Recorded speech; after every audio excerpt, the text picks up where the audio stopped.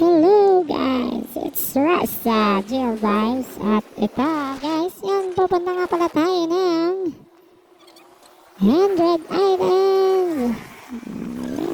Dito sa biyahe tayo, kasama natin si Mrs. Siyempre, at ito na, pilas forward na natin yung biyahe natin kasi medyo malayo siya. Yan yung papasok sa pupuntang 100 Islands. Ano ba mangyayari sa atin dito? Sulit na sulit ba? Actually, sulit ang punta natin dito. Puntahin nyo lang guys. At yan na. So, medyo malapit-lapit na tayo.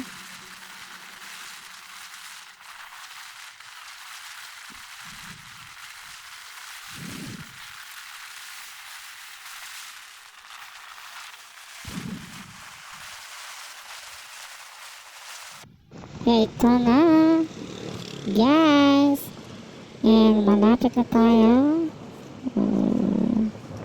May pa-slow mo ng konti na. So ito na. So excited ka na ba? Ito na guys, welcome to 100 Island. So napahinto kami dyan kasi hinanap muna namin yung parking lot ng motor. So, ayan na. So, dito tayo nag-park. And ito na, papasok tayo sa mismo entrance. So, napakaganda niya actually. Sulit na. So, para meron siyang park. Plaza. So, ayan na. Ito na yung 100 Island guys. Napakaganda, yun yung entrance. Ang daming mga turista galing iba't ibang lugar sa Pilipinas. So araw-araw talaga meron dito pupunta. Grabe na. Yan sila, picture and pinapasok tayo sa loob guys. Actually pauwi na talaga kami pero sabi ko kasi sa kay Mrs. daan kami dito. Napadaan kami dito. Mapapansin nyo ang paa namin dyan. Putikan pa. Bukid. Dito na yan guys. Ito na 100 Islands.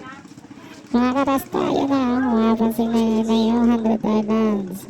Medyo malayo pa siya. Ibig sabihin, bago ka makapunta doon, so meron tayong mga bangka dyan. Yan, kung mapapansin nyo yung mga bangka yan. Yan yung sasakyan nyo para makapasyal kayo dun sa mismo 100 Islands. So yan guys diba? So marami yan. Rekilahin mo yan. Parang marami na kayo. Pwede kayong isang family or pwede kayo lang, solo kayo, ikaw lang, pwede ka rin mag-isa. So ayan and syempre pauwi na kami nitong time na to. So actually dumaan lang talaga kami. Picture lang ba? At ayan, before kami umuwi, bumili muna kami ng mga damit. And picture taking syempre. Wala yan. Diba? Bumili rin kami ng mga pang display. And yan guys, thank you so much, JL Vibes.